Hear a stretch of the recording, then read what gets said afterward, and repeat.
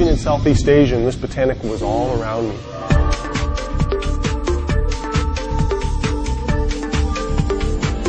And I realized, wow, this could be the next big one to change the world of health and nutrition. It almost didn't happen. I've never witnessed a person more humble and more down to earth with bigger dreams than what Joe Morton possesses.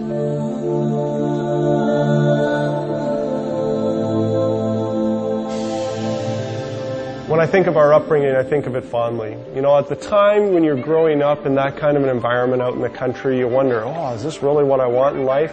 And as I've grown and developed, both Gordon and I talk about it regularly, how we'd love to be able to be back in that kind of a setting. I remember my mother taking us and showing us botanicals, but not just showing us them, but showing how they benefit our human health.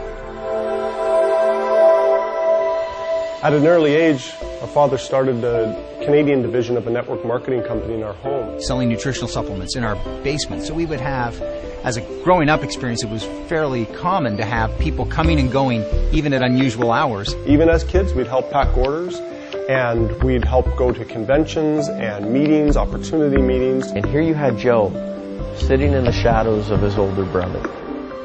Kind of the guy behind the scenes, just observing. Joe is more driven than I am. To me, network marketing and the nutritional industry means offering people a way to change their lives. And I always wanted to be a part of that. I really wanted to change the way that botanicals and nutritional supplements were marketed. You know, Gordon is a people person. It's a guy like him who actually ended up becoming a distributor in this industry. And not just a distributor, but the top distributor. He's always been a mentor of mine and followed him a lot throughout my life. All of that adds up to the story, to this one day that Joe would be sitting in the country of Malaysia.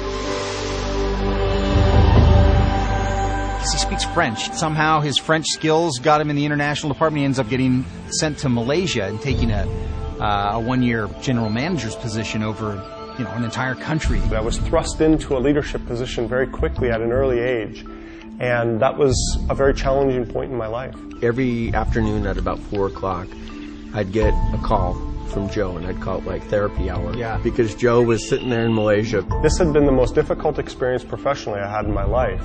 And there was a moment in time where I actually felt like I wanted to kind of give up, wanted to quit. I was actually experiencing the sights, smells, tastes, sounds of Southeast Asia. You know, you're disconnected living halfway around the world. And I phoned my father, looking for some sympathy, looking for him to maybe understand and say, hey, it's okay, Joe, come on home. But I received a different message. The message was basically, you need to stay. You are a leader. People are looking towards you. You must stay and you must lead. You know, as I changed my attitude, came back to that dream of bringing a botanical to the world. On one of the calls, I remember specifically him being pretty animated about having tasted for the first time mangosteen. And all of a sudden, it clicked. These dreams, this build-up, this upbringing, the questions that he asked and had answered on all types of botanicals throughout his life, all of a sudden culminated in this one moment of time when he finally discovered this fruit he'd never heard of. I saw all these new botanicals that I'd never seen before, like longan and lychee and rambutan and durian, but none of them had the folklore and none of them had the science behind it like mangosteen did, the Garcinia mangostana. Hey, did Mom sell that in her health food store? No.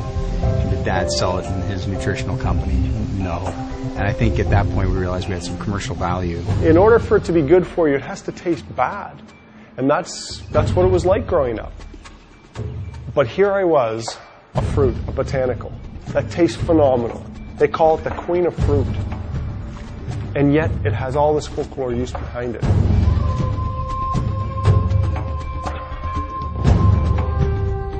And so we approached my brother, Dr. Morton, who was doing a PhD at the time. We said, Dr. Morton, can you take this botanical, can you look at it, and can you see if there's any science behind it. He came back and said, you guys realize what you have here. He's just started going through paper after paper after paper of research that had been done in universities throughout the world. The rind of the mangosteen has polysaccharides, it has proanthocyanidins, it has xanthones, which was a new class of phytonutrients to us. Xanthones. Gordon, Aaron, and I looked at each other. Are you kidding me? Xanthones. Never heard of it before. It seemed like somebody presented us with an answer book that said, hey, you've got the product, the validation, the science, and a commercial market for it. And there was a feeling in that room that we needed to do it, and we need to do it now. How do we bring an exotic fruit to the world, one that's never been brought to market before? We decided to do it in a beverage, use the whole fruit, the peel and the pulp of the fruit. That's when I wanted to call it the Mangosteen Plus Plus Company. It was very catchy.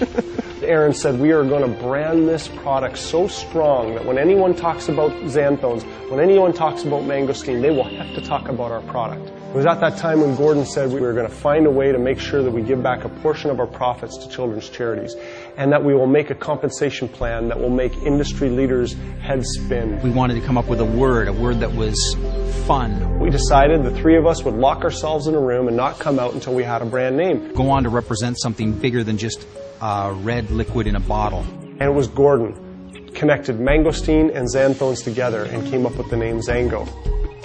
Gary Hollister. He is an amazing leader. He handed me a stack of studies about 1.5 inches thick and asked me to take it home over the weekend and form my own opinion. First thing I did Monday morning was to call Aaron and say, we have got to find a way to bring this product to market. Brian's a salesman trapped in a lawyer's body. I was ready for a change in my life. And one day Aaron said, Brian, what if the magic could be restored? Would you be interested in being a part of something that would bring it back to life?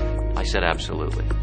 The financial genius of a Kent Wood. He has audited some of the biggest companies in the industry, bar none. It was a short window of opportunity that we had to launch XanGo, so we acted with urgency and scheduled our first board meeting at my house. It had to be there so that I could watch the children. My wife gets home. I introduce her to my 5 new partners, let her know that we're starting this company, and oh, by the way, I quit my job. It was coming together. It was starting to happen. We knew it was right. I knew it was right. And yet, every single one of us, we'd mortgaged our homes, we'd mortgaged our cars, our wives and our children, and we were set to go. I often say to Aaron, you are meant to lead great companies. Congratulations, XanGo. We got ready to turn the switch, if you will. And all of a sudden we realized we didn't have enough fax machines lined up. It just started to roll and roll and roll, and faxes were coming in and applications were coming in so quickly. People began to dream like Joe Morton. They began to believe again. Starting with nothing, and yet within 3 months we were in the black. The fast growth continues, and it hasn't let up since the day we opened our doors. And in the end, it was created twice. It was created here and what you see before you. And I'm here to tell you there are things that people haven't even seen yet that we talked about, that one day will roll out into this company.